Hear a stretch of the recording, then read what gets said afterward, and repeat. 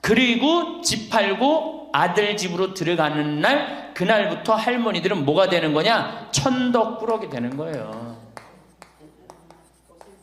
그 다음에 눈칫밥 먹는 거예요. 내 재산 주고 내가 이 집에 다 키운 자식인데도 70, 80 되면 어떻게 돼? 눈칫밥 먹고 천덕꾸러기 되는 거야. 1,000원 주기 전에 하루에 딱 3번 열리던 방문이 1,000원을 주고 나니까 하루에 30번씩 열리는 거예요. 늙어서 누가 효자예요? 그렇지. 늙어서 자식이 효자가 아니라 누가 효자야? 돈이 효자예요. 돈이 없어도 젊으면 되지만 돈 없이 늙을 순 없어. 늙으면 돈이 있어야 해. 왜냐하면 돈이 없이 늙는 건 너무 끔찍하니까. 그러니까 젊거나 돈이 있거나 둘 중에 하나야. 늙었는데 돈이 없어선 안 돼. 여러분은 이 말에 얼마나 동의하시나요? 황창현 신부님의 행복특강에서는 늙으면 돈이라도 있어야 하는 진짜 이유에 대해 말씀해 주십니다. 밥 먹고 사는데 돈이 필요한 것은 젊어서나 늙어서나 마찬가지입니다.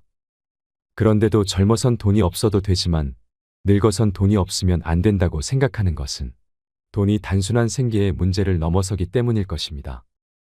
금쪽 같던 자식과 멀어지고 평생토록 친했던 친구와도 멀어지고 비참한 노년을 보낼 수 있기 때문이지요. 젊을 때는 돈이 많으면 좋고 늙어서는 돈이 많아야 좋다고 합니다.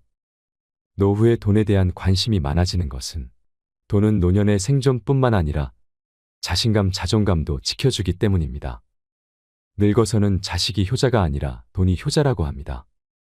늙어서 돈이 많으면 좋겠다고 생각하는 순간을 3가지만 꼽는다면, 첫 번째, 부모님이 사위 며느리에게 돈을 줄 때, 손주들에게 용돈을 줄 때입니다. 노후에 용돈을 줄 여유가 있는 노인분들은 용돈을 주고 나면 그냥 그 모습만 보고 있어도 기분이 좋다고 합니다. 돈을 줄 수 있을 정도면 여유 있고 넉넉하기 때문에 화목할 가능성도 높습니다. 어른들이 여유가 있으면 집안 분위기도 자연히 좋게 된다고 노후 전문가들은 말하고 있습니다. 늙어서 돈이 많으면 좋겠다고 생각하는 순간, 두 번째, 가족 중 아픈 사람이 있는데 병원비 하라면서 병원비에 보태 쓸 일부라도 돈을 줄 수 있을 때입니다. 아프면 돈이 최고라고 하는 분들이 많습니다. 아픈데 돈이 없으면 정말 서럽기 때문인데요. 물론 본인이 병원비를 낼 수 있을 정도로 준비해야겠지만 늙어서 아플 때 치료도 마음껏 못 받고 아무 도움도 받을 수 없으면 슬프고 괜시리 우울한 건 어쩔 수 없습니다. 그리고 나이 들수록 줄어드는 통장 잔고를 들여다보면 역시나 돈이 최고라는 생각이 든다고 합니다. 선물을 받아도 필요 없고 쓸데없는 인형이나 영양제를 받는 것보다 현금 봉투가 최고다 하는 것은 나이 들수록 더 그런 것 같습니다. 특히 노후에 돈이 없어서 치료를 못 받는 것은 악몽이나 마찬가지입니다. 그래서 노후에 의료비라도 넉넉히 준비해 놓으려면 내 주머니에 돈이 두둑해야 합니다. 제 지인은 남편이 입원했는데 수술하는데 큰 돈이 들어가 앞이 막막했다고 합니다. 그런데 친정 부모님과 형제들은 조금이라도 보태라면서 돈을 주는데 시부모님이 이런 방구 없어서 서운했다고 합니다.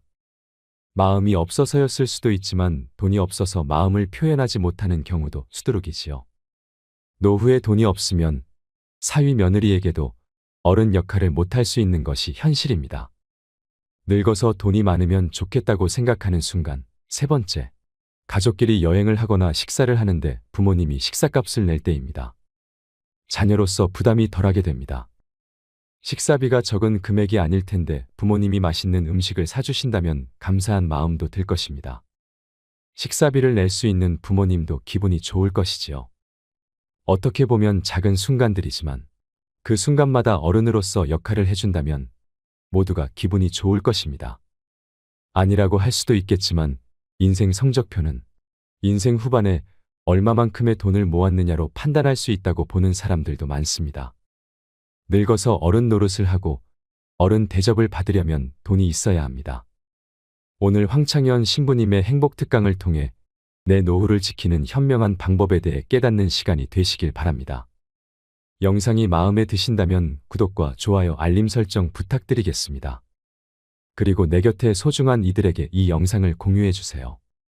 황창현 신부님의 행복특강, 지금 바로 시작하겠습니다. 할머니 한 분이 저한테 기가 막힌 시를 하나 저한테 주셨어요. 그래서 이거 읽으면서 시작하면 좋을 것 같아요. 제목은 허무입니다. 허무. 부생 모육 그 은혜가 태산보다 높고 큰데 청춘 남녀 많다지만 효자 효부 안 보이네. 시집가는 새색시가 시부모를 마다하고 장가가는 아들들은 살림나기 바쁘도다. 그러니까 아들 키워도 소용없다니까. 그냥 여우 같은 마누라 그냥 쫓아나가기 바쁘다 이거죠. 제 자식이 장난치면 싱글벙글 웃으면서 부모님이 훈계하면 듣기 싫은 표정이네. 시끄러운 아이 소리 잘한다고 손뼉치며 부모님의 회심 소리 듣기 싫어 빈정대네. 제 자식이 오줌 똥은 맨손으로 주무르나 부모님의 기침갈에 불결하여 밥 못 먹네. 과자 봉지 들고 와서 아이 손에 쥐어주고 부모 위에 고기 한 근 사올 줄을 모르도다. 애완동물 병이 나면 가축병원 달려가고 늙은 부모 병이 나면 그러려니 태어나고 10자식을 키운 부모 하나같이 키웠건만 10자식은 한 부모를 귀찮스레 여겨지네. 그래서 여기저기 다니면서 길에서 죽는다며요. 아들 많이 키우면은 그냥 이 집에 쫓겨가고 저 집에 쫓겨가고 가다가 자식 위에 쓰는 돈은 아낌없이 쓰건만은 부모 위에 쓰는 돈은 하나 둘씩 따져보네. 자식들의 손을 잡고 외식함도 작건만은 늙은 부모 위에서는 외출 한번 못하도다. 좋은 것 같아요. 아주 요즘 우리 할머니들이 받는 서름을 기가 막히게 표현한 것 같아요. 이런 거 듣고 고개만 끄덕일 게 아니라 실질적으로 이렇게 살아란 말이에요. 이런 자식들을 위해서 뭘 재산을 물려준다고 돈 안 쓰고 깔고 앉아갖고 그냥 참 쥐고 있어요. 내일 어떻게? 은행 당장에 가갖고 어떻게? 은행에다 잡혀갖고 대출 받아서 다 쓰다 죽으세요. 다 쓰다가. 자, 이제 노인 학대를 아까 못하던 얘기 좀 하겠습니다. 노인 학대를 보면 정서적으로 41%가 정서적으로 노인을 무시하는 거예요. 늙었다고, 모른다고, 무식하다고. 엄마가 뭘 알아? 가만히 아무것도 하지 말고 가만히 있어. 근데 또 이 늙으면 아무것도 하지 말라고 가만히 있으라고 그러면 더 해요. 굳이 걸레 삶지 말라고 그래도 굳이 걸레 삶는다고 저기 뭐 통에다가 넣고 또 까먹고 또 그냥 완전히 다 태워먹고. 그러니까 구박을 받는 거지.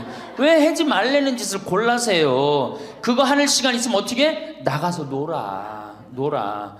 밥 한다고 그냥 또 쌀 씻어 얹어갖고 다 태우고 그러지 마시고.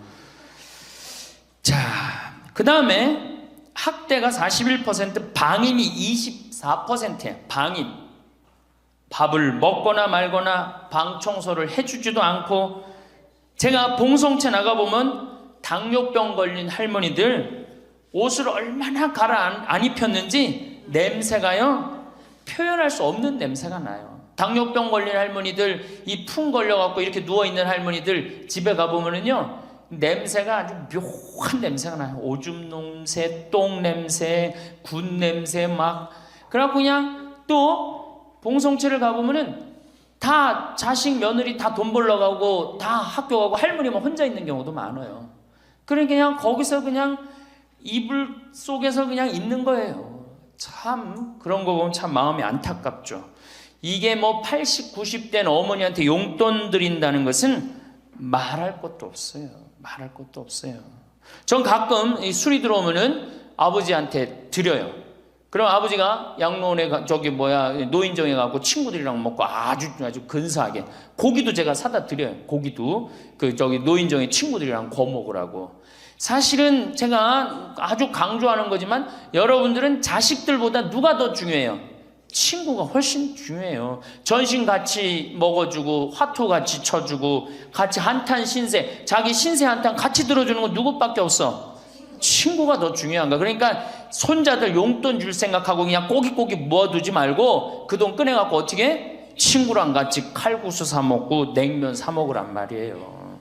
제일 중요한 거예요. 이 노년의 유대라는 거는, 노년의 유대 관계, 내가 집에서 돈 쓰기 싫어갖고, 사실 돈 쓰기 싫어갖고 안 나가는 할머니들도 많아요. 돈 아까워서. 그래갖고 그냥 집안에 가만히 있잖아요.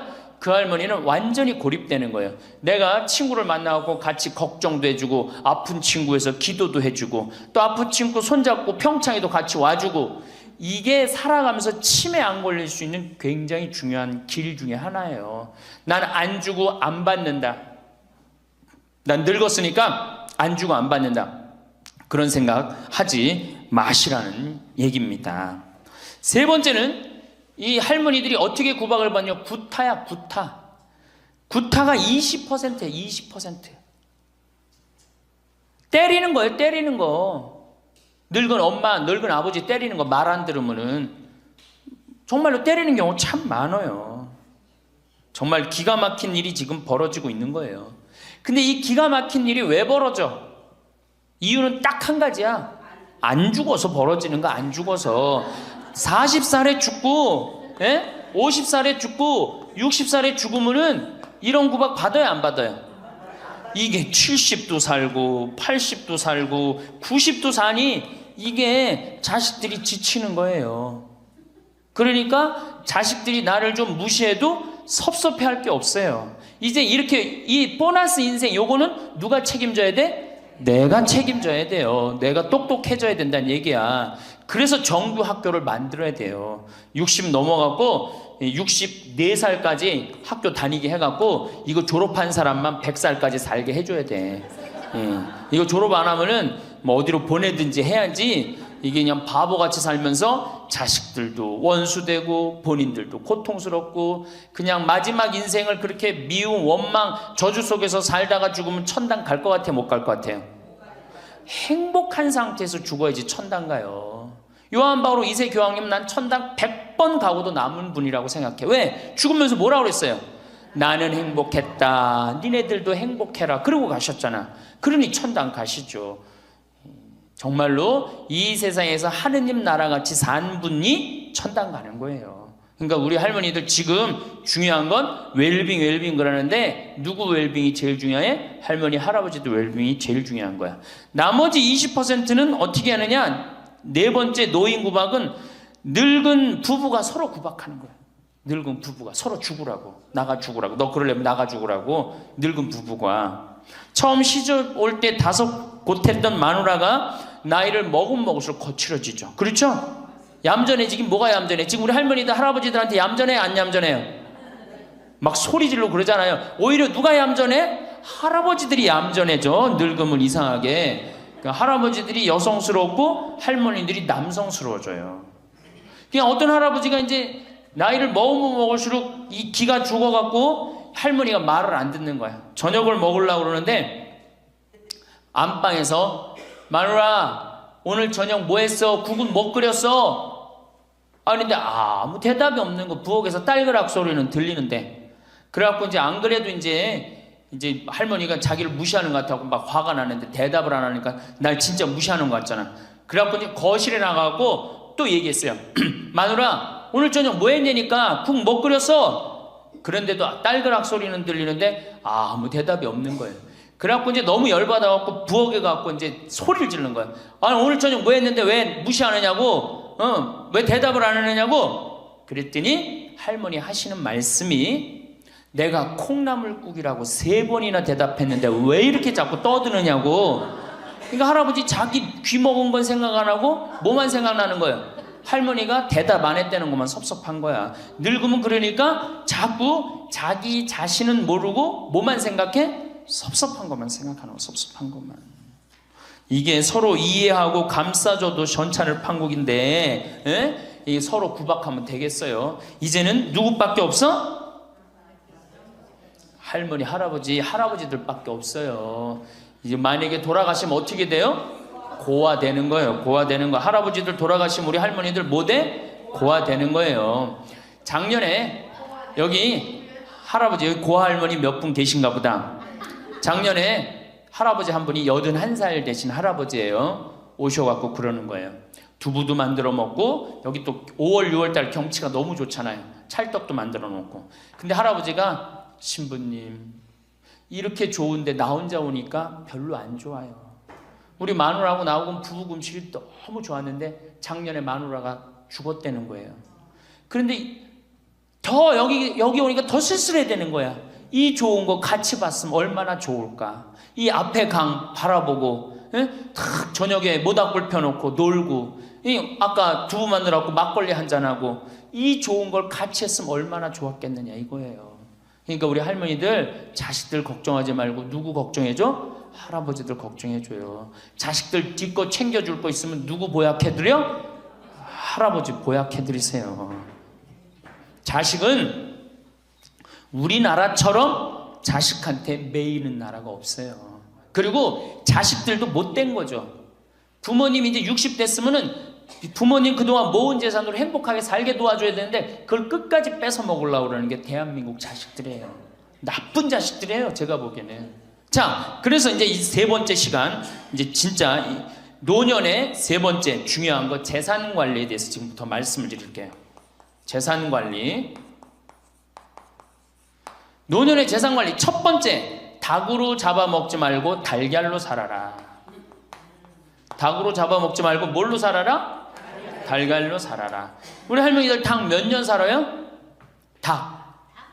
예. 닭이 뭐 1년, 2년 산다고 그러는데 닭이 27년 살아요. 닭이 27년 살아요. 안 잡아먹으면 안 죽어요. 우리가 잡아먹어서 빨리 죽는 거지 안 잡아먹으면 안 죽어요. 그럼 내가 키운 닭이 지금 7년 키운 닭이 있는데 300알 정도 나요. 300알 정도. 아주 더울 때, 아주 추울 때 빼고는 다 나요. 그러면 우리 할머니들 닭 잡아먹으면 어때 그날? 어때 그날? 좋잖아요. 닭다리도 뜯어먹고 국물도 먹고 그 배 갈라갖고 찹쌀도 넣고 그냥 거기서 찹쌀도 먹고 다음날 있어요 없어요? 아무것도 없죠? 달걀은 계란 후라이도 해먹고 계란찜도 해먹고 달걀찜도 해먹고 그 다음에 생달걀 먹기도 하고 그 다음 뿅아리도 까고 굉장히 좋죠? 근데 늙어서 대부분이 뭘로 잡아먹어요? 재산을 닭으로 잡아먹는 거예요. 어떻게 잡아먹어? 어머니 아버지 제가 이번에 좀 사업을 좀 하고 싶은데 가게를 내고 싶은데 어머니 이거 좀 도와주시면은 제가 어머니 아버지 집에서 잘 모실 테니까 어머니 지금 살고 있는 집 팔고 우리랑 합쳐서 삽시다. 내가 가게 낼 테니까. 할머니들이 내가 살면 얼마나 사나? 자식이 사업하겠다는데 내가 무슨 영화를 볼래나? 살면은 얼마나 사나? 몇 년 더 살아? 30년 더 살아요. 70부터 30년이 소중한데 이걸 다 까먹고 자식 해줘야 되겠다.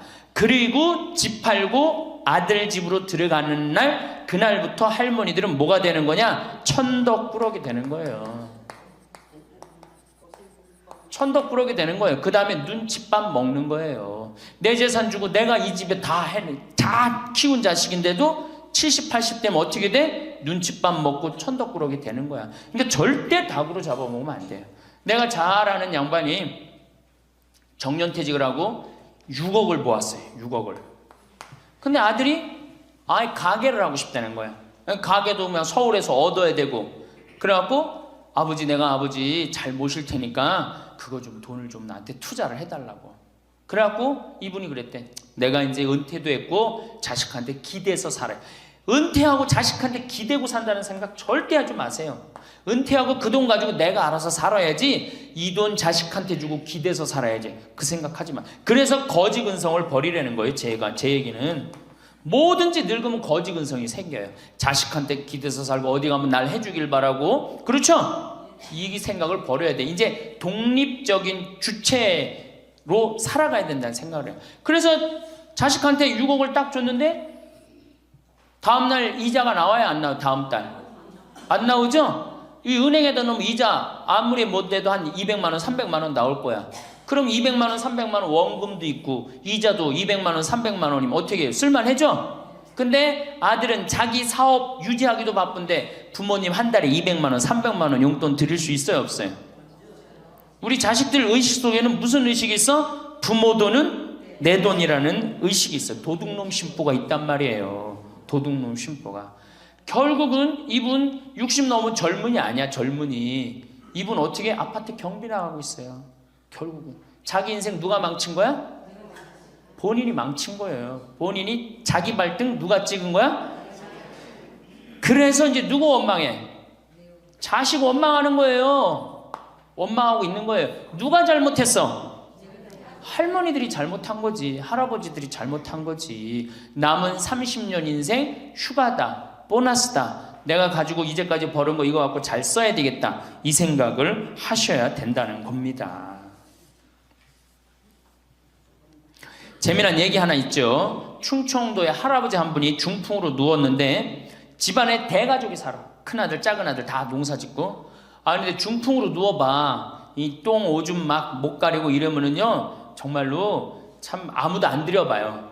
근데 그냥 그 대가족이 사는데 하루에 밥 3끼 들어올 때 외에는 방문이 안 열리는 거예요. 그러니까 이 할아버지가 기가 막히잖아. 손자도 있고 손녀도 있는데 3번밖에 방문이 안 열리니까 하루는 큰아들을 부른 거야. 얘야 저 논 두만지기 좀 팔아와라. 아버지 누워있는데 무슨 돈이 필요합니까? 글쎄 그거 내 땅 아니냐. 두만지기를 팔아왔어요. 그랬더니 이거 은행에 가고 1,000원짜리로 바꿔와라. 1,000원짜리로 바꿔왔어요. 이거 내 이불 밑에다 깔아라. 쫙 깔았어요. 그러고 난 다음에 방문 열릴 때마다 1,000원씩 얹어준 거예요. 아니 손자놈들이 가만히 보니까 방문 열릴 때마다 1,000원씩 나온단 말이야. 할아버지 학교 다녀오겠습니다. 그러니까 어떻게? 너 학교 가서 맛있는 거 사 먹어라. 1,000원. 학교 다녀왔습니다. 1,000원. 1,000원 주기 전에 하루에 딱 3번 열리던 방문이 1,000원을 주고 나니까 하루에 30번씩 열리는 거예요. 늙어서 누가 효자예요? 그렇지. 늙어서 자식이 효자가 아니라 누가 효자야? 돈이 효자예요. 늙어서는 이 재산 관리를 참 잘하셔야 됩니다. 어떻게 잘하셔야 되느냐 하면은 자 우리 할머니들 내가 이제 늙은 노부모가 있어요. 큰아들 최고 아니야? 둘째 아들도 있고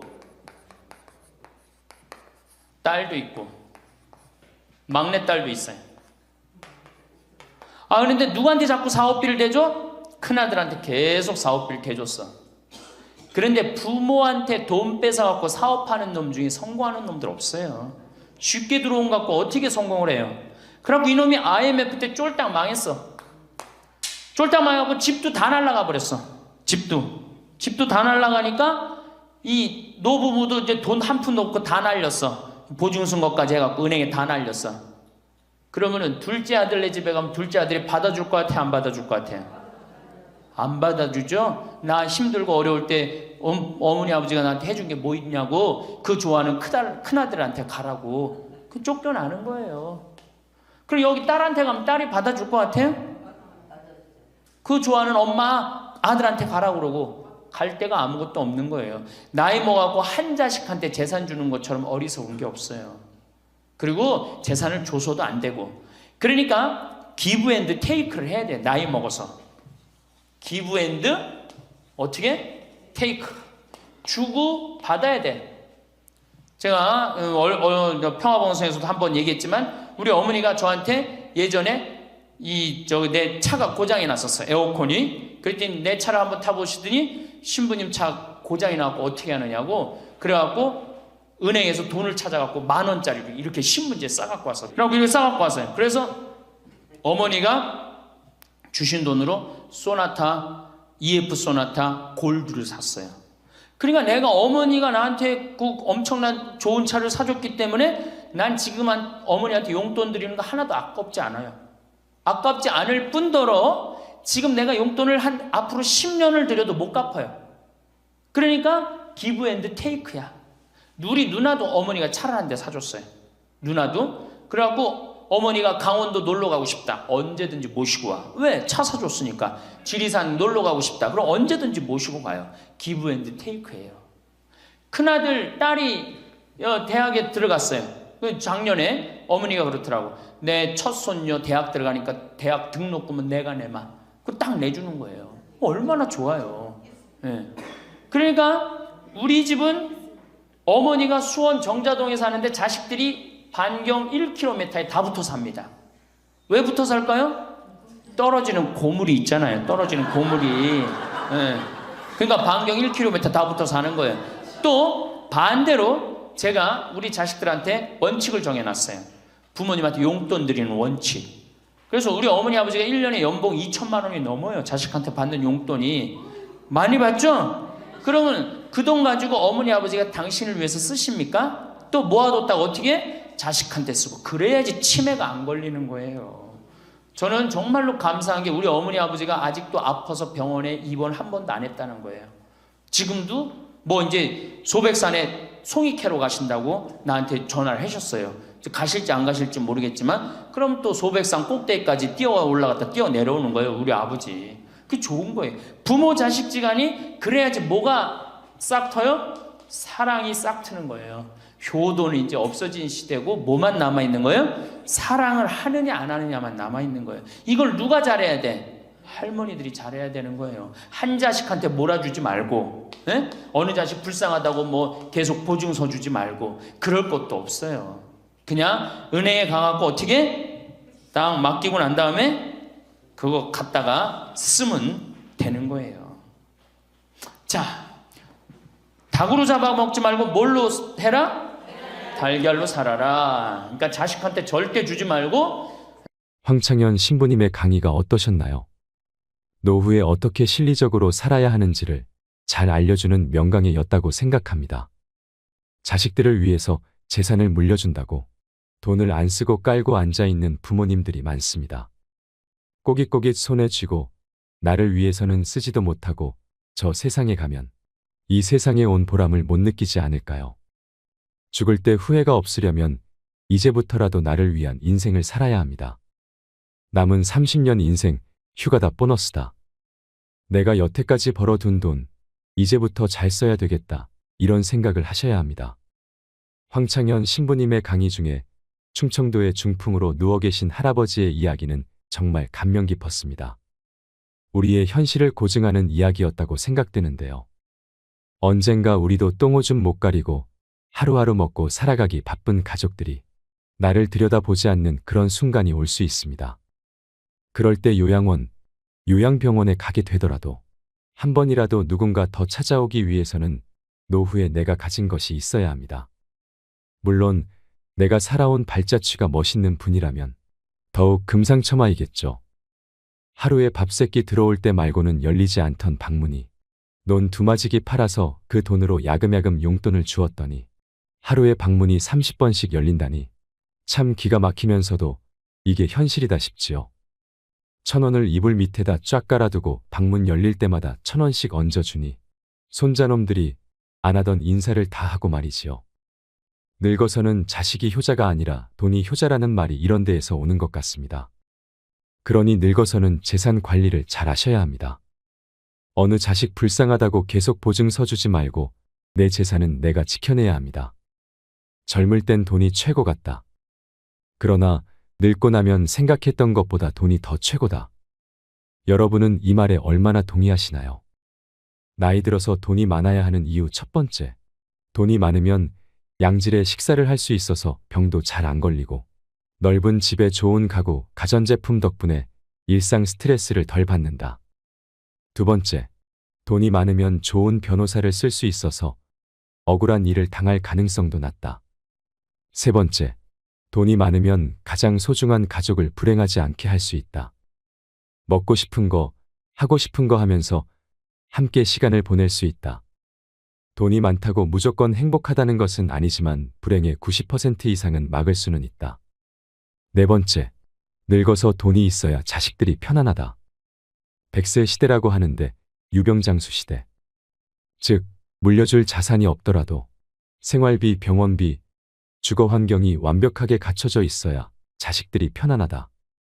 다섯째, 남에게 아쉬운 소리를 하거나 듣고 살 필요가 없다. 여섯 번째, 생존을 위한 노동을 하지 않아도 된다. 돈이 돈을 벌어오니까 말이다. 돈이 많으면 이 돈을 어떻게 굴릴지 공부하게 되고 돈이 돈을 벌어온다는 게 뭔지 깨달을 수 있다. 일곱 번째, 본인 자아 성취, 만족을 위한 일을 추구할 수 있다. 여러분, 돈으로 해결할 수 있는 문제가 닥쳤을 때 그걸 해결하려면 돈이 있어야 합니다. 그러면 그 문제는 사소한 문제가 되지요. 하지만 그럴 돈이 없다면 인생에서 가장 사소한 문제가 가장 끔찍한 문제가 될 수도 있습니다. 제가 말씀드린 나이 들어서 돈이 필요한 7가지 이유를 기억하신다면 훨씬 더 지혜로운 노후를 보내실 수 있을 거라 생각합니다. 황창현 신부님의 닭으로 잡아먹지 말고 달걀로 살아라라는 인생 조언은 우리 할머니 할아버지뿐만 아니라 현재를 살아가는 모든 분들에게 필요한 말이라고 생각합니다. 여러분 달걀로 살아가세요. 이 영상을 보시면서 어떤 깨달음을 얻으셨는지 댓글로 여러분의 소중한 의견을 공유해 주세요. 다양한 사람들과 허심탄회하게 이야기 나누면서 의미를 한 번 더 되새기신다면 가슴에 더욱 남을 것입니다. 이상으로 책틀맨이었습니다. 지혜를 쌓는 당신의 오늘이 아름답습니다. 더 좋은 영상으로 찾아뵙겠습니다. 거지 근성을 버리라는 거예요. 거지 근성. 누가 날 해줄까? 돈 제일 많이 깔고 있는 건 누구? 할머니, 할아버지들이 제일 많이 깔고 있는 거야. 근데 그거를 쓰는 방법을 모르는 것 뿐이죠. 이제 쓰는 방법을 배우세요. 자식 위에 쓰는 돈은 아낌없이 쓰건만은 부모 위에 쓰는 돈은 하나둘씩 따져보내. 자식들의 손을 잡고 외식함도 잡건만은 늙은 부모 위해서는 외출 한번 못하도다. 또 얘기하잖아. 애완동물 병이 나면 가축병원 달려간다. 내일 은행에 가갖고 잡히세요. 잡혀갖고 대출해갖고 한 달에 100만 원씩 딱딱 연금으로 이렇게 빼서 딱딱 쓰는, 돈 쓰는 재미로 늙어서 살아야지 그 재미 없으면 못 살아요. 그러니까 어떻게 죽을 수가 있는 거야? 꼴까닥 죽을 수가 있는 거야. 돈을 쓰다 죽어야지 꼴까닥 죽는 거지, 안 쓰고 가만히 있으면 바로 병든다는 거예요. 바로 병든다는 거예요. 열심히 살 때는 세월이 총알 같다 하고 쏜 화살 같다 하였건만 할 일 없고 쇠하니 세월이 가지 않는다 한탄하시더이다. 정신이 맑으면 무엇하리요? 자식이 많은들 무엇하리요? 보고품만 더하더이다.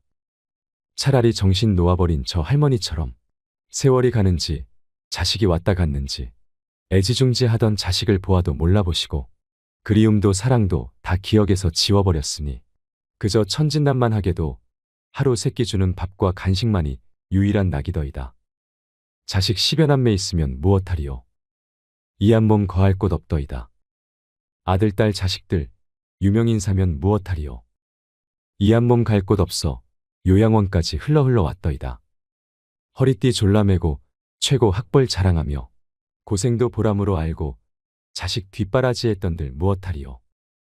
작디 작은 이 한 몸, 인생 종착역인 이곳까지 멀고도 험하였으니 종착역에 벗은 많으나 마음 나눌 곳 없어 외롭더이다. 요양원에 갔더니 앞을 못 보는 사람, 듣지 못하는 사람 속에 맑은 정신은 더 외롭더이다. 치매로 정신을 망각함은 차라리 고통에서 벗어나는 유일한 방법인지도. 몸 쇠하고 정신 맑으면 무엇하리요? 괴로움만 더한 것을. 가는 마당의 야속함도 사랑도 그리움도 추억도 정신에서 모두 내려놓으니 차라리 마음이 홀가분할 뿐 모진 비바람 다 지나간 조용히 흐르는 저 호수 같은 잔잔한 마음으로 돌아갈 뿐인 것을. 사람이 늙어가는 모습은 똑같다고 합니다. 세월에 장사 없다고 몸도 오래 쓰니 고장이 자주 나는 게 당연하지요. 이 한 몸도 오랫동안 내 것이냥 잘 쓰고 있지만 결국엔 버리고 갈 것에 불과한 썩어갈 거죽에 불과한 것입니다. 다만 사는 동안 별탈 없이 잘 쓰고 돌려주고 갔으면 좋겠다는 마음입니다. 욕심이 있다면 좋은 일을 많이 해서 혹여 이런 뜻이 하늘에 다다라 마지막 가는 순간까지 아무런 고통 없이 웃으며 갔으면 좋겠다는 것입니다. 어찌 이러한 복을 욕심부려 바라겠냐마는 평소에 건강식품 영양제를 부지런히 먹는 사람들도 늙어가는 모습은 결국은 그게 그것인 것 같습니다. 멀어지는 젊음을 놓지 않으려고 발버둥 치는 모습은 가여움마저 들게 하지요. 세월은 속일 수 없는 법입니다. 이런저런 수단을 붙들고 늘어져 봐야 가는 모습은 결국은 똑같습니다. 주름살 지우려 수술을 하고 화장을 진하게 해도 측은한 생각만 들게 할 뿐인 것을. 거죽 보수 공사에 괜한 돈 들이지 말고 있는 그대로 받아들이고 사는 것이 좋지 않을까요? 병이 들어오면 들어올 만하니까 들어오는 것이고 늙어가는 모습이야 오래 썼으니 어쩔 수 없고 다만 마음만 편하면 족할 것입니다. 편한 마음이 병을 멀리하는 것이고 아름답게 늙어가는 모습을 만들어줍니다. 여러분의 노후는 어떠신지요? 황혼역에 들어선 대다수의 사람들에게 닥쳐올 현실을 몸소 느끼고 계신가요? 어느덧 팔순 고개가 가까워오면 일주일이 하루 같다고 할까요? 나이 80이 되면 아무런 하는 일도 없이 무난 전화도 틈틈이 걸려오다가 어느 날부터인가 뚝 끊기고 맙니다. 아마 이럴 때 영락없는 노인임을 깨닫게 됩니다. 노인이 되어봐야 노인 세계를 확연히 볼 수 있습니다. 노인들의 삶도 가지가지입니다. 노선이 있는가 하면 노학이 있고, 노동이 있는가 하면 노옹이 있고, 노광이 있는가 하면 노고가 있고, 노궁이 있는가 하면 노추도 있습니다. 첫째, 노선입니다. 늙어가면서 신선처럼 사는 사람이지요. 이들은 사랑도 미움도 놓아버렸습니다. 성냄도 탐욕도 벗어버렸습니다. 선도 악도 다 털어버렸습니다. 삶에 아무런 걸림이 없습니다. 건너야 할 피안도 없고 올라야 할 천당도 없고 빠져버릴 지옥도 없습니다. 다만 무심히 자연 따라 돌아갈 뿐이지요. 둘째, 노학입니다. 늙어서 학처럼 고고하게 사는 것입니다. 이들은 심신이 건강하고 여유가 있어 나라 안팎을 수시로 돌아다니며 산청 경계를 유람하지요. 그러면서도 검소하여 천박하질 않습니다. 많은 벗들과 어울려 논일며 베풀고 아낌을 받지요. 또 틈나는 대로 갈고 닦아 학술 논문이며 문해작품들을 펴내기도 합니다. 셋째, 노동입니다. 늙어서 동심으로 돌아가 청소년처럼 사는 사람들을 말합니다. 이들은 대학의 평생교육원이나 학원, 아니면 서원이나 노인대학에서 못다한 공부를 합니다. 식영주역 등 학문이며 서예며 정치 경제 상식이며 인터넷 카페에 열심히 들어갑니다. 수시로 동지들과 어울려 여행도 하고 노래며 춤도 추고 즐거운 여생을 보냅니다. 넷째, 노옹입니다. 문자 그대로 늙은이로 사는 사람을 말하지요. 집에서 손자들 봐주고 텅 빈 집을 지킵니다. 어쩌다 동네 노인정에 나가서 노인들과 화투를 치고 장기를 두기도 합니다. 형편만 되면 따로 나와 살아야지 하는 생각이 늘 머릿속에 맴돌면서 하루하루를 보냅니다. 다섯째, 노광입니다. 미친 사람처럼 사는 노인입니다. 함량 미달에 능력은 부족하고 주변에 존경도 못 받는 처지에 감투 욕심은 많아서 온갖 장을 도맡으려고 합니다. 돈이 생기는 곳이라면 체면 불과하고 파리처럼 달라붙지요. 권력의 끈앞풀이라도 잡아보려고 늙은 몸을 이끌고 끊임없이 여기저기 기웃거리는 사람을 말합니다. 여섯째, 노고입니다. 늙어가면서 아내나 남편을 잃고 외로운 삶을 보내는 사람입니다. 30대의 배우자는 기호식품 같다고 합니다. 40대의 배우자는 어느덧 없어서는 안 될 가재도구가 돼버립니다. 50대가 되면 배우자는 가보의 자리를 차지합니다. 60대의 배우자는 지방 문화재라고나 할까요? 그런데 70대가 되면 배우자는 국보의 위치에 올라 존중을 받게 됩니다. 그런 귀하고도 귀한 보물을 잃었으니 외롭고 쓸쓸할 수밖에 없지요. 일곱째, 노궁입니다. 늙어서 수중에 돈 한 푼 없는 사람입니다. 아침에 한술 뜨고 나면 집을 나와야 합니다. 갈 곳이라면 공원이나 광장뿐입니다. 점심은 무료 급식소에서 해결합니다. 석양이 되면 내키지 않는 발걸음을 돌려 집으로 들어갑니다. 며느리 눈치 슬슬 보며 밥술 좀 떠넣고 골방에 들어가 한숨 잡니다. 사는 게 괴롭지요. 여덟째, 노추입니다. 늙어서 추한 모습으로 사는 사람을 말합니다. 어쩌다 불치의 병을 얻어 다른 사람 도움 없이는 한시도 살 수 없는 못 죽어 생존하는 가련한 노인이지요. 어떻게 생각하시는지요? 지금 우리의 삶은 어느 곳에 해당될까요? 하늘은 짓지 않은 복을 내리지 않습니다. 만약 우리의 삶이 외롭고 고달프다면 내 생을 위해서라도 공덕을 쌓지 않으면 안 됩니다. 그러므로 원은 큰 데에 두고 공은 작은 데부터 짓는 것입니다. 그리고 대우에는 괴념치 말고 공덕 쌓기에만 힘을 쓰면 큰 공과 큰 대우가 돌아오게 마련입니다. 먼 길을 떠나는 사람은 많은 짐을 갖지 않는다고 합니다. 높은 정상에 오르기 위해서는 무거운 것들은 산 아래 남겨두는 법이지요. 황창현 신부님의 행복특강은 행복한 인생, 행복한 노후를 위한 지혜를 전합니다. 오늘 황창현 신부님의 행복 특강을 통해 성공적인 노년을 위해 우리에게 꼭 필요한 것은 무엇인지 알아가는 시간이 되시길 바랍니다. 우리의 나머지 인생이 그리 초라하지 않으려면 내 노후를 현명하게 지키셔야 합니다. 영상이 마음에 드신다면 구독과 좋아요, 알림 설정 부탁드리겠습니다. 그리고 내 곁에 소중한 이들에게 이 영상을 공유해 주세요. 황창현 신부님의 행복 특강 지금 바로 시작하겠습니다. 부동산에 집착하지 마라. 늙어서 부동산에 집착하지 말라. 우리 할머니들 지금 안양 거기 그 주공하고 이 인공마을 그 개발돼 갖고 지금 아파트 한 채 3억, 4억, 5억 한다 그러죠? 그러면 할머니들이 지금 4억짜리 아파트 살 이유가 있어요? 4억짜리 살 아파트가 있어요? 그걸 팔으라는 거예요. 그거를 팔고 어떻게? 15평, 20평으로 가라는 거예요. 지금 3번에 보면 50평, 이 은퇴한 할머니, 할아버지들이 50평에 사는 할머니들이 무지 많아요. 그 50평이 밥 먹여줘요? 뭐만 나와?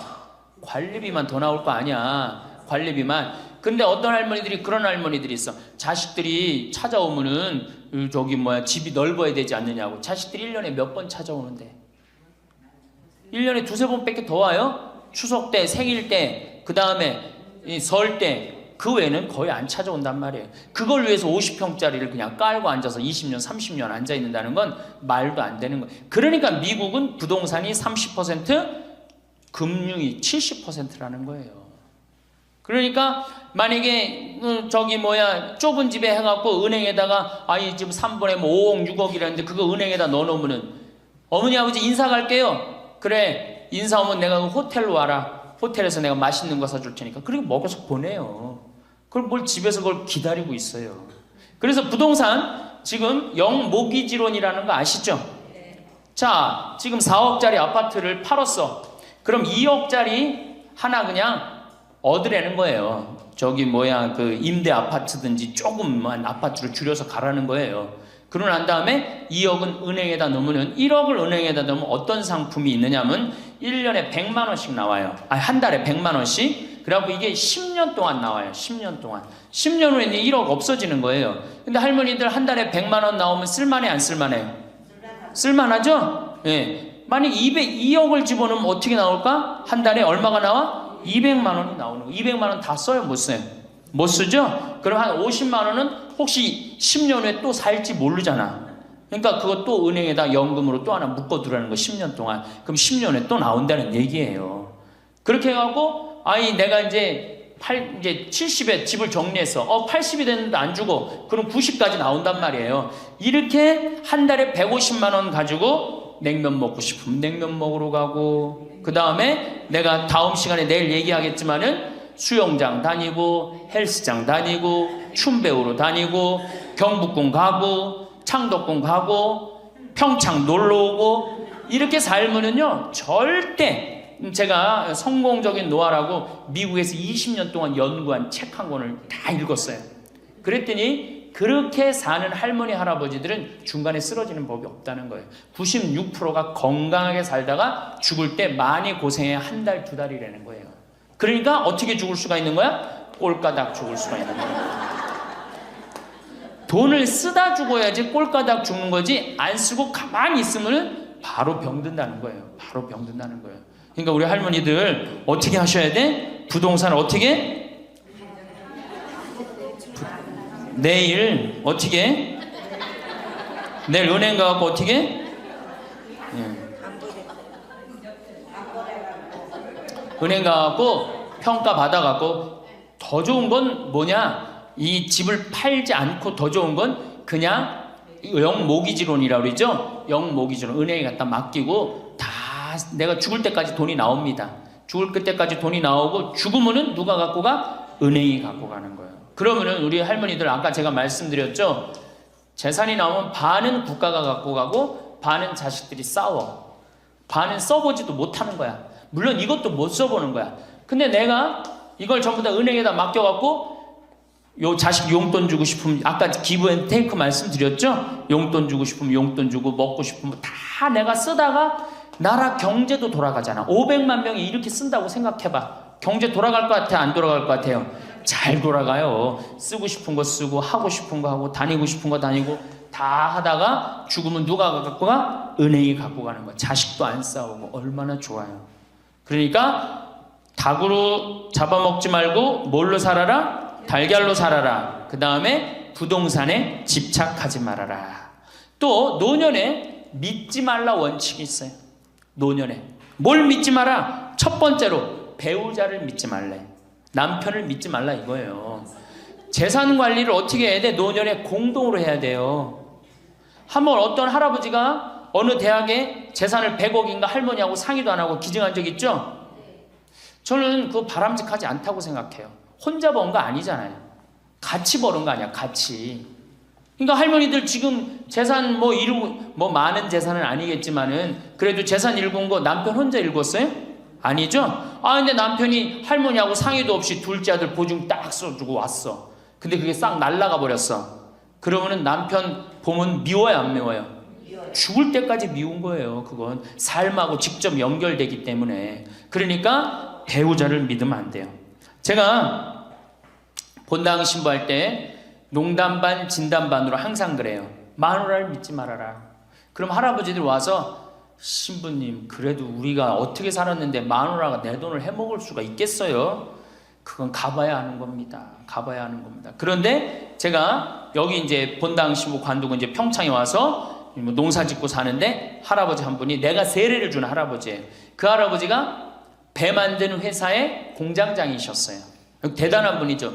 정말로 멋있게 생기셔서 머리도 쫙 넘기고. 그런데 저한테 와갖고 나하고 얘기를 좀 하자고 그러더라고요. 그래서 얘기했더니 신부님이 교리하고 신부님이 강론할 때 마누라를 믿지 말고 자식을 믿지 말라고 그랬는데 제가 그 얘기 들었을 때 내가 이 가정을 위해서 평생을 노력했는데 나를 무시할 수 있을까 그런 생각을 했대요. 근데 당신이 은퇴하고 난 다음에 자식들 아파트 한 채씩 다 사주고 평생 배 만든다고 자식들은 서울에서 살지만 본인은 저 아래 가서 살았단 말이야. 너무너무 미안해갖고 이 아파트 이름도 부인 이름으로 해주고 부인한테 2억인가 3억인가 현찰로 줬대요. 그러니까 자기 가족인 걸 다 나눠준 거예요. 근데 그게 딱 나눠주고 나니까 부인이 이혼하자고 그랬대요. 이혼하자고. 정말로. 그래서 너무 놀랬대요. 왜 난 평생 당신 자식들 키우고 뒷바라지만 했는데 당신 평생 해고 싶은 대로 다 하고 이제 집에 들어와고 나보고 뒷바라지 하라는 거냐? 난 못한다. 그러더라는 거예요. 그래갖고 그러면 나 혼자 살 돈이라도 줘라. 그 돈을 내가 왜 주냐? 그 할아버지가 나한테 와서 울면서 얘기하는 거예요. 절대 배우자를 믿으면 안 돼. 우리 어머니가 한 6년 전인가 아버지가 이렇게 자식들이 용돈 주면 이렇게 통장에 돈을 모아두는 통장이 있어요. 한 500만 원인가 600만 원 모아졌는데 어머니가 꼬신 거예요. 70이 돼서 여보 우리 살면 얼마나 사냐. 우리 수의나 좀 하나 해두자. 당신 거 내 거 나중에 자식들 불편하지 않게. 그럼 우리 아버지 또 착하니까 이제 갚는다고 어머니가 뭐 3월인가 4월에 돈 나오는 게 있으니까 1월 달에 수의하자고. 그래갖고 아버지가 줬대요. 갚는다고 그래서. 지금도 아직도 안 갚았어요. 지금도. 이 마누라를 믿으면 안 돼요. 마누라를 믿으면. 그리고 또 한 가지 중요한 거. 수의해놨는데 지금 6년 전인가 7년 전에 600만 원인가 700만 원짜리 두 분 수의해놨는데 그거 지금 죽지도 않고 그거 장롱에서 썩고 있어. 썩고. 제발 그런 짓 하지 마세요. 수의는 왜 안 한? 내가 지금도 그래. 그 600만 원 거 갖고 먹는 거 사 먹었으면은 무지하게 사 먹었을 거야. 동네 할머니들 다 사주고 멋있게 살았을 거야. 그런데도 어떻게 죽지도 않을 거면서 그런 거 해도. 우리 어머니 아버지는 뭐 제가 이거 장담하는 건 좀 그렇지만 지금 근력으로는 최소한 10년은 더 사세요. 그러니까 20년 후에 죽을 수의를 이른해 해둔다는 게 말이 돼요? 안 되는 거지. 그러니까 우리 할머니들 외로우니까 동네에서 막 뭐 화장지도 주고 뭐 바가지도 주고 그냥. 그리고 결정적으로 한 방에 그냥 싹 해가는 거 뭐 비싼 거 하나 다 그냥 사기당하고 그러는 거야. 참 그래서 공부해야 되는 거예요. 그래서 정규학교가 필요해야 되니까 4년제.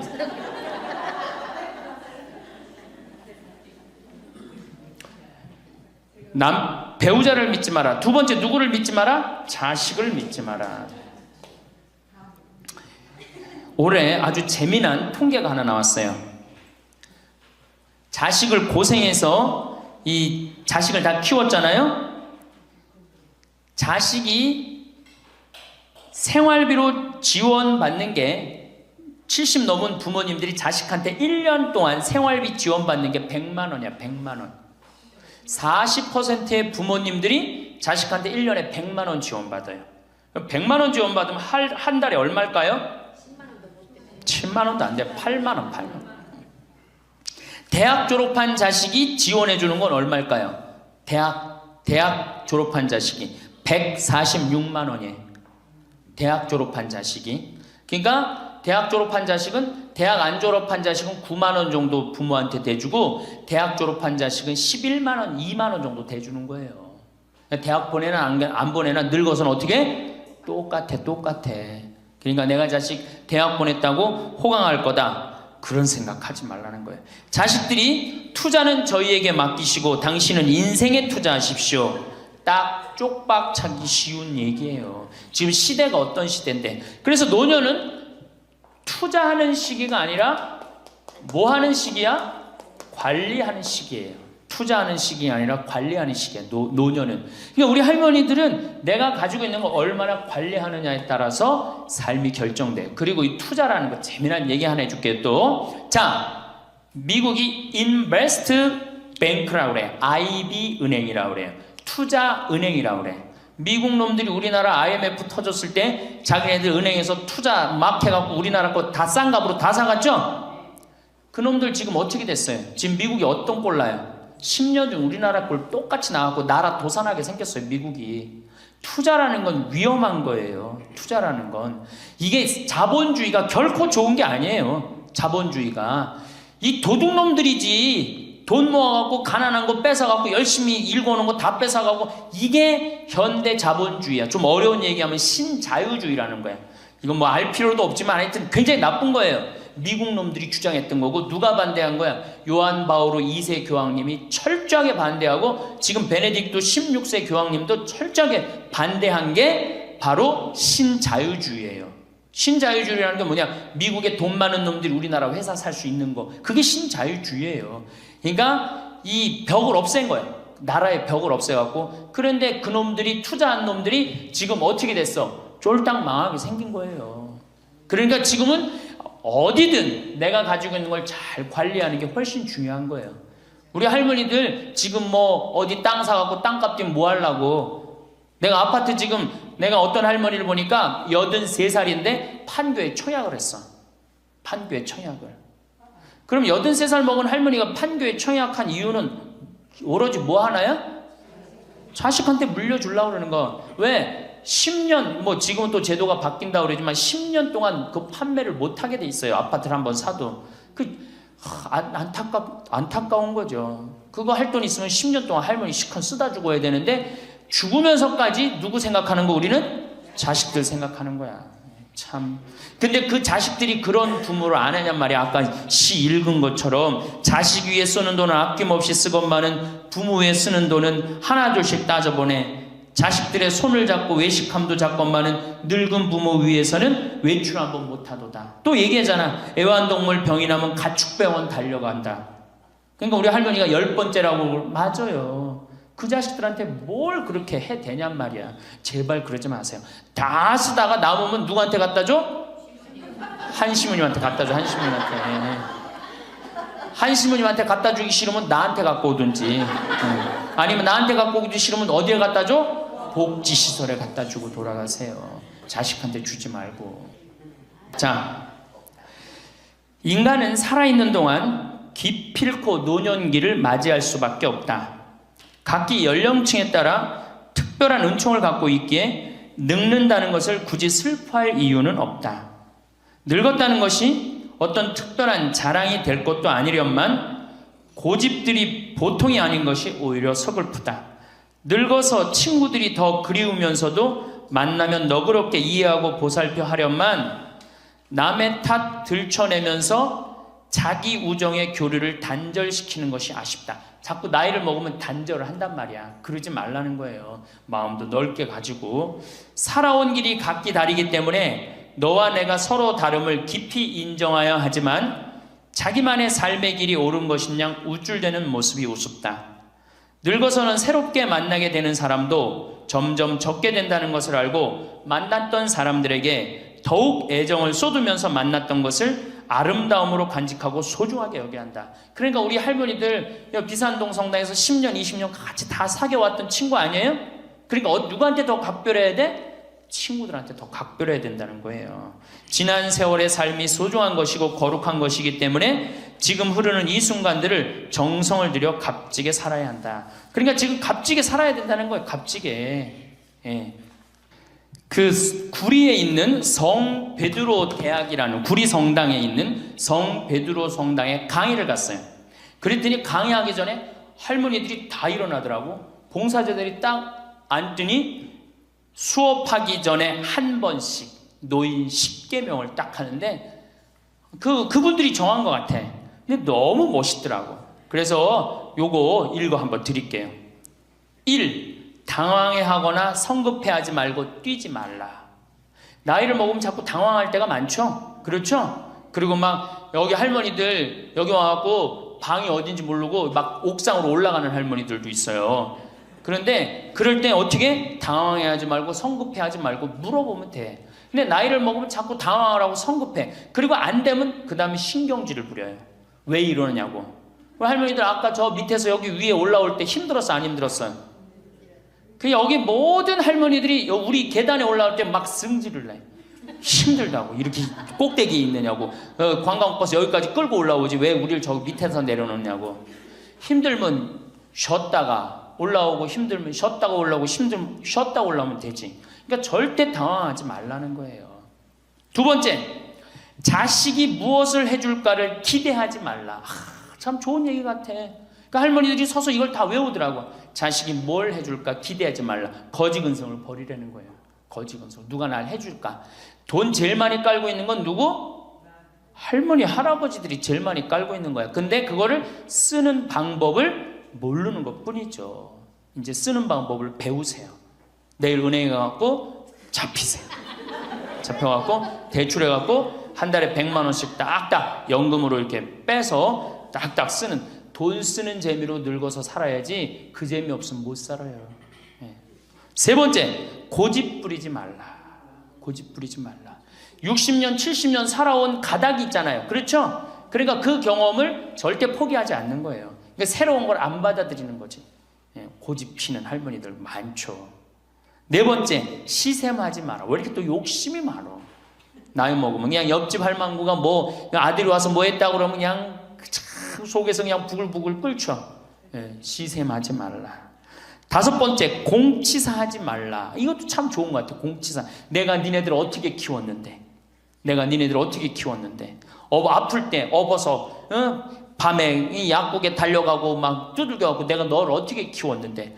그냥 대동아 전쟁부터 뭐 그렇게 할 얘기가 많아. 얘기만 하면 그냥 대동아 전쟁이 시집와갖고 고생한 얘기, 6.25 전쟁 때 피난 간 얘기, 전쟁 끝나고 나는데 똥구멍이 찢어지게 가난하게 고생한 얘기, 그냥 줄줄이 그냥. 어떤 할머니는 비산동에 있었던 그 할머니는 아마 돌아가셨을 거야. 굉장히 나이 먹은 할머니인데 고해소에 들어오면요 3공학에 잘못한 거, 4공학에 잘못한 거, 5공학에 공화국별로 죄를 고백해요.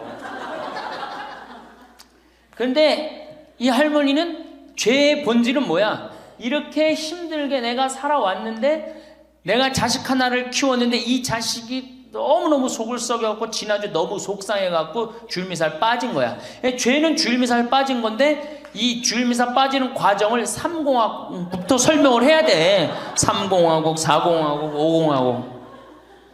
그런데 다음에 또 고해성사 보면 신부님 내가 3공화국 때 4공화국 때 5공화국 때 꼭 얘기를 해요. 변함없이 1년 365일 고해성사 들어오면 내가 외워. 그래 저 할머니가 하면 그래 3공화국 때 뭐 이승만 때 뭐 똑같이 해요. 다 외워 내가 끝까지.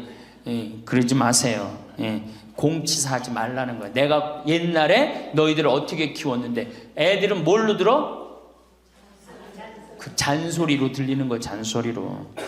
그리고 과거를 얘기하는 건 불행한 거예요. 미래를 얘기해야 돼요.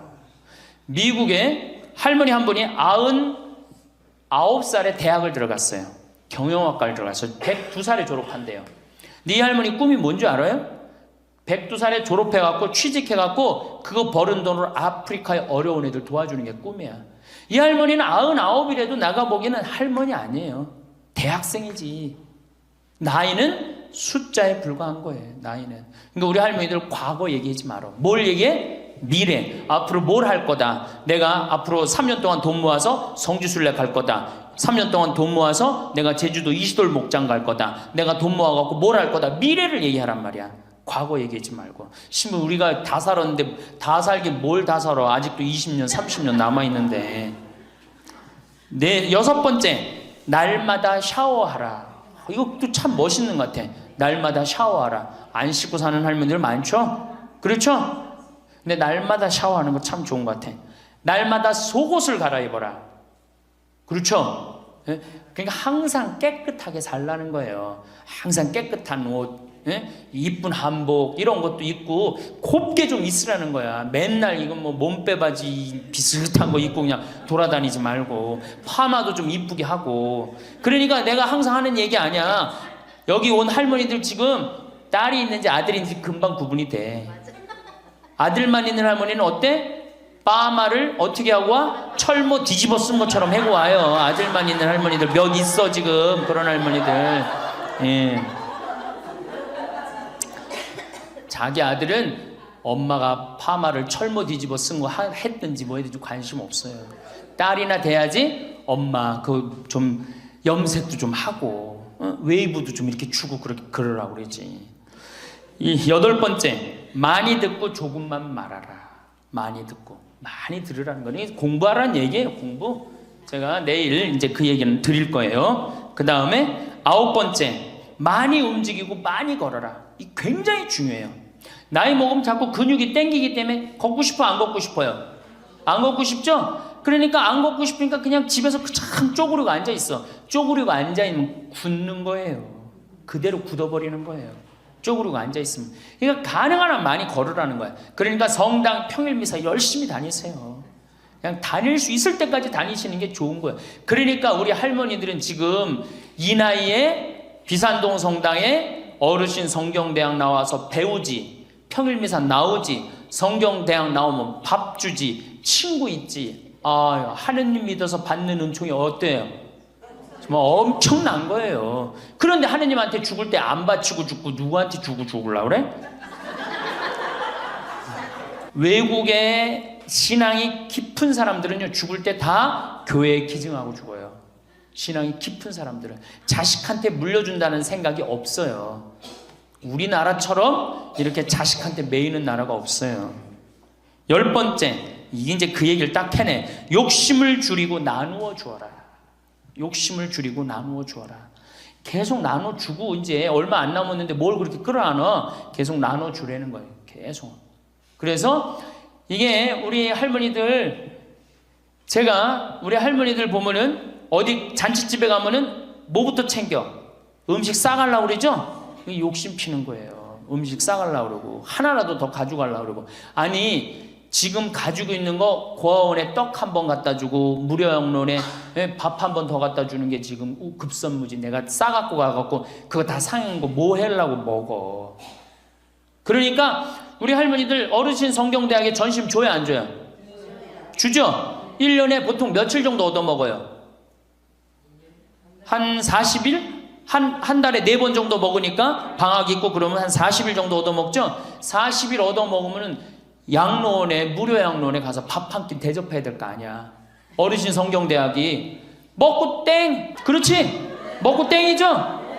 그러니 이게 이게 하느님의 자식이 아닌 거지. 껍데기만 자식인 거죠. 이제 어떻게? 욕심을 줄이고 나누어 주어라. 난 이 구리성당 그 성베드로 대학에서 일어나고 이걸 외우는데 멋있더라고요. 그러니까 우리 할머니들도 이렇게 노년을 멋있게 사세요. 그렇게 사셔야 된다는 거예요. 제발 자식 걱정하지 말고. 감사합니다. 여러분, 황창현 신부님의 행복 특강이 어떠셨나요? 늙어서는 돈 쓰는 재미로 살아야 꼴까닥 죽을 수 있다는 말이 참 감명 깊었는데요. 부동산에 집착하지 말라는 현실적인 조언도 좋았습니다. 노년에 믿지 말아야 하는 것 2가지. 배우자와 자식 이야기는 어떻게 들으셨나요? 예전에 어떤 할아버지가 할머니하고 상의도 안 하고 대학에 재산을 몇백억 기증했다는 사연은 제가 뉴스에서 본 적이 있는데요. 이런 분들 때문에 노년에 배우자를 믿지 말라는 말이 나오는 것 같습니다. 어쨌든 평생을 함께 살며 모아온 재산은 부부의 공동 소유인데 이 할아버지처럼 막무가내로 혼자 기부를 결정하는 것은 옳지 않다는 생각이 듭니다. 황창현 신부님도 그것은 바람직하지 않다고 말씀하시는데요. 노후의 재산 관리는 공동으로 해야 하는 것이 당연하다고 생각합니다. 70 넘은 부모님들이 자식한테 1년 동안 받는 용돈의 액수는 정말 놀랐습니다. 40%의 부모님들이 자식한테 1년에 100만 원도 지원받지 못하는 것이 현실이라고 하는데요. 자식한테 한 달에 10만 원도 안 되는 용돈을 받아서 어떻게 노후 보장이 될까요? 그러니 이제는 스스로 건사해야 합니다. 자식에게 부양을 기대할 수 없다는 것을 인정해야 합니다. 자식에게 내 노후를 맡기지 마세요. 자식에게 올인하다가 쪽박차는 부모님들이 많습니다. 황창현 신부님의 말처럼 노년은 자식에게 투자하는 시기가 아니라 내가 가진 것을 관리하는 시기입니다. 요즘 노인들 사이에서 우스갯소리로 회자되는 노인 10계명을 말씀드리고 싶은데요. 노인 10계명은 노인이 최소한 지켜야 할 10가지 도덕적 계율입니다. 허물없는 노인들 사이, 흔히 술자석에서나 하는 푸념이지만 노인에 대한 공경심이나 권위가 실추되고 있는 현실에서 귀담아 들을 만한 경고입니다. 노인 10계명의 첫 번째 계명은 자식한테 효를 기대하지 마라입니다. 까마귀 새끼가 자란 뒤에 늙은 어미에게 먹이를 물어다 준다는 소위 반포지효는 이젠 먼 태고적 전설처럼 잊혀져 가고 있습니다. 진자리 마른 자리 가려가며 고이 기른 자식도 부모를 늙음하게 제대로 모시기는커녕 귀찮게 여겨 동네 요양원에 버리다시피 방치하는 세태입니다. 둘째, 남 앞에서 자식 자랑을 하지 마라입니다. 옛말에 마누라 자랑하는 놈은 온병신이고 자식 자랑하는 놈은 반병신이라 했습니다. 사람의 기륭화복은 새옹지마입니다. 그만큼 현재의 잣대로 자식을 남 앞에 치켜 세우지 말라는 것입니다.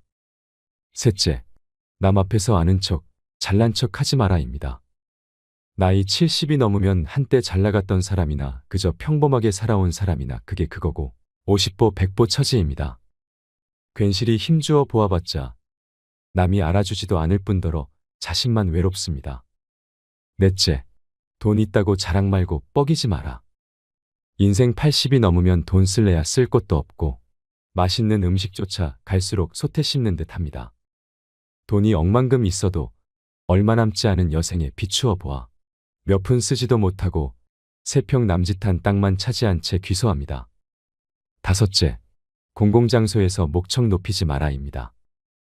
허리는 꾸부정, 걸음걸이도 휘청휘청, 눈은 침침, 귓속은 위민거리는데 웬 목청만 그리도 높고 요란한지 마치 자기 집 안방이냥 행세합니다. 조용히 세상사를 음미하고 관조하듯 여생을 즐기세요. 여섯째, 지난날에 화려했던 한때를 내세우며 되씹지 마라입니다. 왕년에 그래도 내가 한 자리 한 몸인데 어쩌고 저쩌고 하며 허세 부리는 노인네일수록 별 볼 일 없는 친구입니다. 고매하고 훌륭한 인품의 노인은 어디서나 낭중지추처럼 은은하게 지적 향기를 내풍깁니다. 일곱째, 지하철이나 버스 안에서 노골적으로 빈자리를 노리지 마라입니다. 경로석이 마치 자신만의 전용석이나 되는 듯 승차하자마자 두 눈을 두리번거리고 좌석에 양보를 바라는 듯한 행동을 보이지 말아야 합니다. 이미 앉아있는 사람도 나름대로 다 사정이 있고 이유가 있을 터입니다. 여덟째, 대중이 있는 장소에서는 일행 중 다른 사람을 부를 때 의식적으로 고위직직함이나 교수 박사 등의 호칭을 외치듯 부르지 마라입니다. 높은 직함을 부르는 것이 자기와 동일시하고자 하려는 심리적 언행일지라도 듣는 다른 사람에게는 거부감과 불쾌감을 자아냅니다. 아홉 번째, 자식에게 가진 재산을 몽땅 털어 넘기지 마라입니다. 재산을 자식한테 전부 넘겨주고 얹혀 살며 눈칫밥이나 얻어먹고 쥐꼬리만한 용돈이나 타쓰는 처량한 신세는 상상만 해도 끔찍스럽습니다. 10번째, 맡고 있는 공식적, 비공식적 직위를 모두 내려놓아라입니다. 자기 소유의 기업체가 되었건 공공단체 명예직 감투가 되었건 80세가 훨씬 넘은 노인네 입장에서는 다 부질없는 거추장스러운 자리입니다. 얄팍한 자리에 연민을 두고 붙들고 있는 것은 노추고 노탐입니다. 구구절절 옳은 이 말을 그리 쉽게 실천하지 못하는 주책 없는 사람들이 많습니다. 새삼, 올라갈 때 보지 못한 그 꽃, 내려갈 때 보았네라는 짧은 시문에 담긴 깊은 뜻을 헤아리게 됩니다. 이제라도 인생 마지막 황혼길, 아름답게 장식하시길 바랍니다. 마지막으로 황창현 신부님께서 들려주신 노인 10계명을 되새기면서 영상을 마치겠습니다. 첫째, 당황해하거나 성급해하지 말고 뛰지 말라. 둘째, 자식이 무엇을 해줄까를 기대하지 말라. 셋째, 고집 부리지 말라. 넷째, 시샘하지 말라. 다섯째, 공치사하지 말라. 여섯째, 날마다 샤워하라. 일곱째, 날마다 속옷을 갈아 입어라. 여덟째, 많이 듣고 조금만 말하라. 아홉째, 많이 움직이고 많이 걸어라. 열째, 욕심을 줄이고 나누어 주어라. 하나도 버릴 말이 없는 것 같습니다. 이 영상을 보시면서 어떤 깨달음을 얻으셨는지 댓글로 여러분의 소중한 의견을 공유해 주세요. 다양한 사람들과 허심탄회하게 이야기 나누면서 의미를 한 번 더 되새기신다면 가슴에 더욱 남을 것입니다. 이상으로 책틀맨이었습니다. 지혜를 쌓는 당신의 오늘이 아름답습니다. 더 좋은 영상으로 찾아뵙겠습니다.